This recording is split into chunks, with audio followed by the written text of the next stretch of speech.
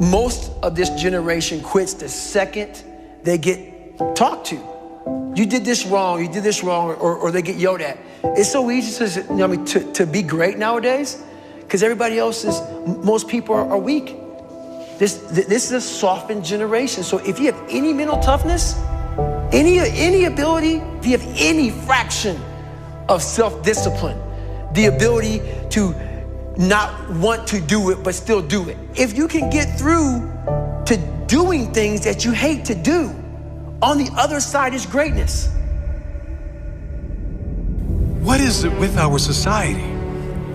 We are creating weak individuals that can't handle anything going wrong in their life. As soon as something goes wrong, they are given a prescription, not to fix the problem, to mask the problem. How about giving strategies to strengthen the mind? How about saying, okay, you've allowed your life to get to this point. Now take responsibility and dive deep into personal development. Learn why you feel this way, not because of the event. The scientific facts about why you feel the way you do and what you can do to strengthen it. The moment they are criticized, rather than take any of it on board, rather than prove any of those people wrong, they give up. They attempt to defend the criticism with useless talk, but never with definitive action. The moment they are challenged, they crumble. The moment things get hard, they declare defeat. It must not be for me. It was their fault. If they didn't do this or treat me like this or say this, then I would have made it. No, you're just soft. You're weak. Tell yourself the truth. Because until you do that, until you look in the mirror and acknowledge that you are the problem, you'll never be able to grow into the person that is capable of achieving all those things you want. You are the problem, the only problem. Your mindset is the problem. Your attitude is the problem. It is no one else's fault, it's yours. If you want the good news, you are also the solution. You and only you. If you have character, that statement will change your life. If you have no character, you'll remain an average complaining hater like most other people. You are your only problem, and you are the only solution. Sure, big things happen, tragic loss, things which no one would deserve. I'm not talking about those things. I'm talking about the people who are one job loss away from a breakdown. One relationship breakup away from depression. One argument ruins their entire week. Come on, people. This is not how to live. Even with the big stuff, if you have perspective, if you know who you are, if you really appreciate everything you do have and believe everything is as it should be, all of those big things can be handled much better. Knowing your loved one would want you to be happy and move on. Knowing that living in pain and holding on to resentment is letting that person who did you wrong win.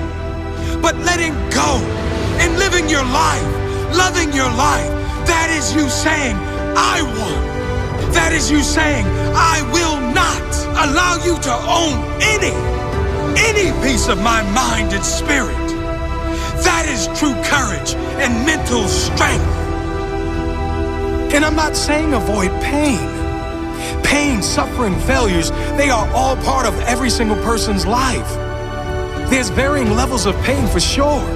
Some suffer more than others, but we all suffer at some level. Some choose consciously or unconsciously to live in that pain, and some decide to move on. You deserve to move on. Mental strength comes from those struggles. It is formed from pain. It is increased when you refuse to give up at times when most others would. It grows when you keep going, when things seem impossible. It grows when you push one more time past what you thought was your limit. It grows with consistency. That is mental strength. Excuses are for weak individuals who have no heart. Take responsibility for where you are now and commit to do something, anything, whatever it takes to make sure your future is better. You do have the choice. You can make excuses and stay where you are, Or you can take responsibility, take action, and get where you need to go, where you deserve to go. What do you choose?